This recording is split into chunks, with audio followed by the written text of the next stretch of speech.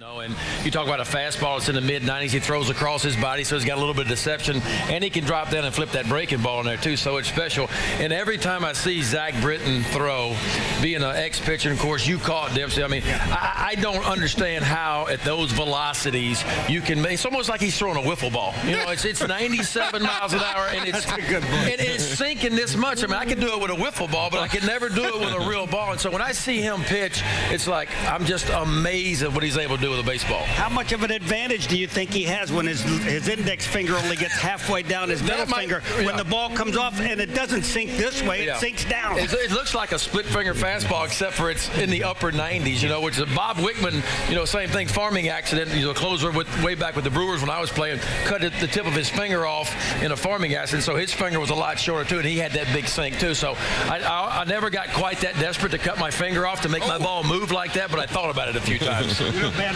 one of the guys, too, that sticks out on this ball club, too, is Jonathan Scope at second base. And we hear a lot about Manny Machado, a lot about J.J. Hardy. Yeah. But, you know, Jonathan Scope, there's something about that double play combination we have and how good, how big, how strong, how fast this guy is. It's incredible. Well, I couldn't believe the size of him when I first met him. He's a big, big guy, as you mentioned. And it's a big advantage. You see the play he made last night. He was swung over to shortstop and went in the hole. And big, strong arm. I mean, but you got to remember, this kid came up as a shortstop, so the Orioles have three shortstops at third, shortstop, and of course at second base. That's a big advantage for them. But we know about the career numbers he's having offensively. But look, he doesn't get enough credit defensively. He's as good as anybody. Of course, the Orioles are so much fun to watch on the defensive side of the ball. Almost an entire Gold Glove infield. No doubt about it. And when you look at this race now, obviously it's very close to the American League East. Do the Orioles have enough to make it to postseason play?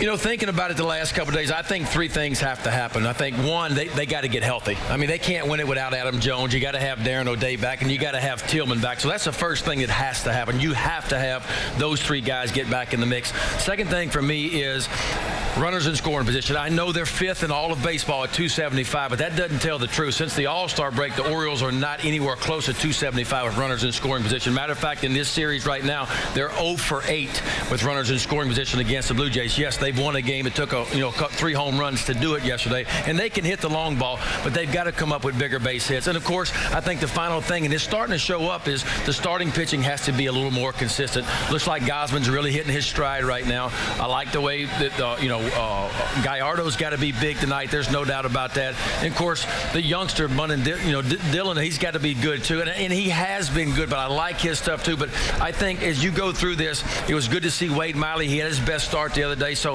I think the starting pitching has to get a little bit more consistent, along with runners in scoring position. That's got to improve, and get your three big guys back, from being hurt. That's got to happen. I know you got to plug in there for LSU, Gosman. He's been good. And of course, that outing he had against the Yankees, I wasn't here to see it, but I tell you, I watched a little bit on TV. It was special, and he has that kind of stuff to be a real number one. I think he's getting better every time he takes the bump. Ben McDonald working with Joe Angel on the radio this week.